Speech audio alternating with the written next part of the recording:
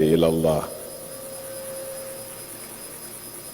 L'élégance d'un ultimatum pertinent, car à la fois promesse affectueuse et garantie de rétribution sévère. Un de plusieurs exemples du verbe très haut, car transcendant toutes les couches de l'espace-temps, du concret et de l'abstrait. Un exemple éclatant de la vérité absolue, n'ayant guère de considération pour les perceptions égoïstes, fragiles et médiocres des serviteurs malgré eux. Remontons plutôt à l'origine de l'épreuve qui nous est octroyée par la grâce divine. Inni jahidu fil ardi khalifa. Un héritage lourd à l'héritier inconnu et sans historique. Un fardeau plus que légendaire, car même les cieux, dans leur sagesse, dans leur vaste sagesse, se présentent en contestation.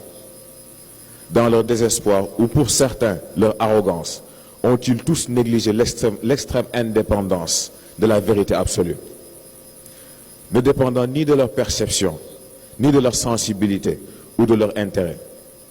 Elle ne répond que de la volonté supérieure.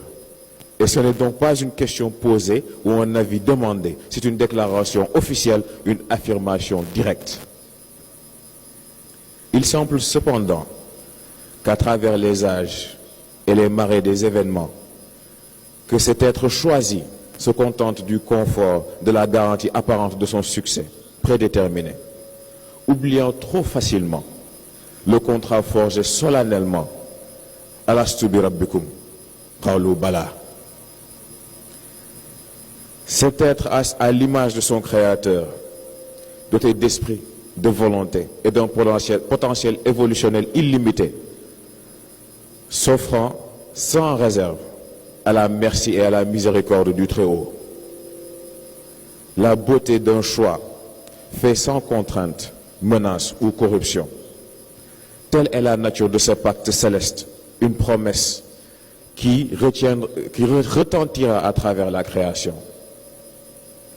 Surprenant donc, n'est-il pas, quand on trouve parmi les choisis ceux ayant l'hubris de dévier de leur chemin au nom d'intérêts éphémères et futiles, man ansari ilallah, au nom de folie et de distractions révoltantes et dégradantes, man ansari ilallah, au nom de fausses vérités, de leur propre fabrication et manipulation, man ansari ilallah.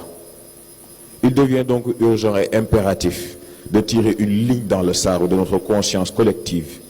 Il est temps de faire séparation entre ceux pour qui servir ne peut signifier autre que l'intention supérieure, et ceux qui, par de leur cœur aveugle, s'évertuent en vain à plier l'architecture céleste pour leur intérêt terrestre. Wassalamu alaikum wa rahmatullah.